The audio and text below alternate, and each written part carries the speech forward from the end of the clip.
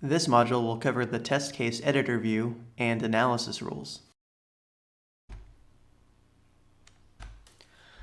The test case editor view provides all the tools needed to build a test case from scratch or using captured steps. The view shows all the currently open files and tabs along the top. Files are divided into several pages that are shown in the bottom of the view. The steps page shows the steps of the test case, along with a toolbar for manipulating the steps, and a properties menu that shows properties specific to the currently selected step.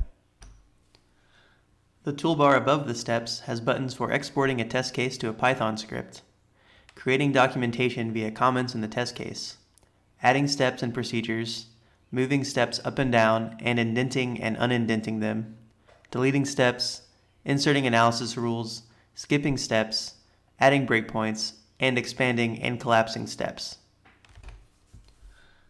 The general page contains test case specific settings, including the language and topology used. Descriptive text can be added in the headline, owner, and description text field. In the iTest expert perspective, the properties view is found in the bottom right corner. This view will change based on what is currently selected in the test case.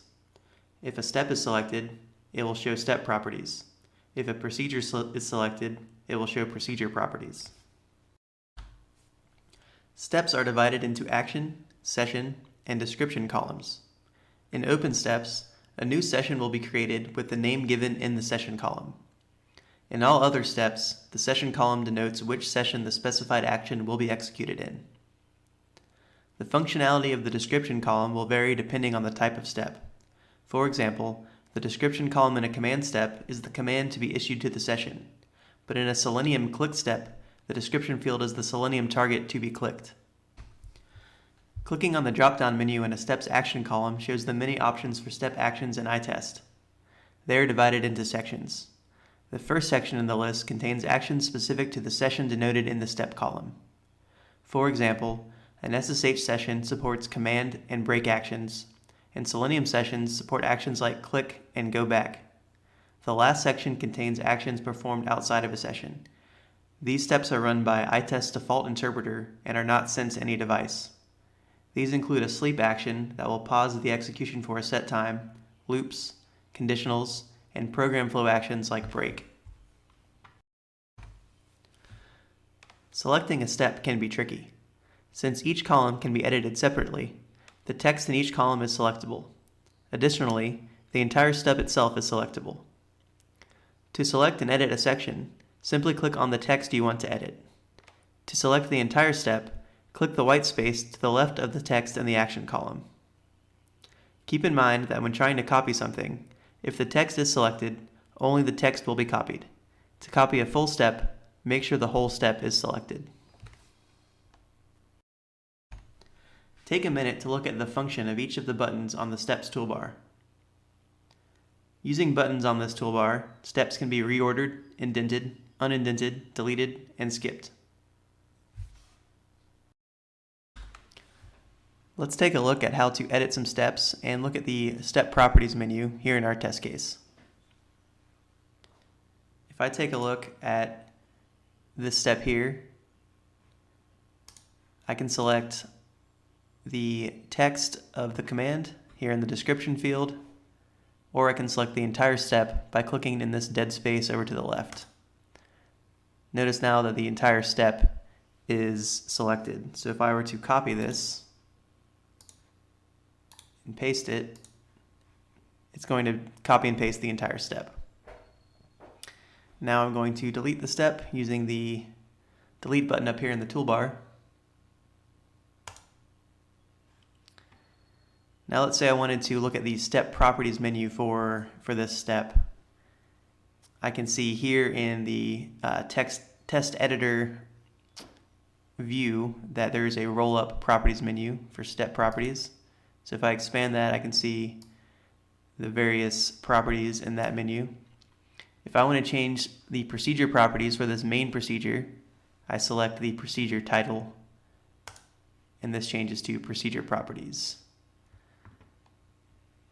Now this view is good, conveniently located, but it does take up a lot of space in your test case editor view. So there's another option.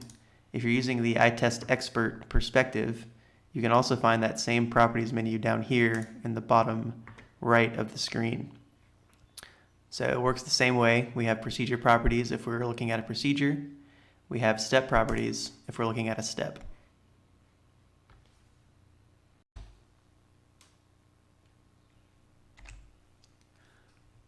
When we ran our test in the last module, we got an indeterminate status. To get a pass or a fail, we'll need to analyze the responses to our test steps. Analysis rules can set pass-fail status based on content in a response or store parts of a response to be used later. They have two parts, an extractor and a processor. The extractor pulls specific data out of the larger response and features different methods for performing this task. The contains extractor shown here does a simple text search. The processor determines what to do with the data given by the extractor. The assert processor shown here passes the test if the text up is found in the response. Within an assert analysis rule, many types of rule actions can be performed. Rule actions can do things like pass or fail a test, display a message, abort the execution, and more. An eval rule action allows any Python or Tcl code to be executed. Let's add analysis rules to our test case to determine if a test execution is a pass or a fail. To do this, I'm going to select one of the steps I want to analyze. We'll start with the Show Chassis Firmware step. I can see here in the response view in the bottom left corner of the screen that the response to the latest execution of the step is shown here. I can click this Add Analysis Rule button. The analysis rule wizard will pop up. So in this case, we are going to be validating something in the response. We're going to validate that the firmware is the version we expect. So I'm going to leave that selected and click Next.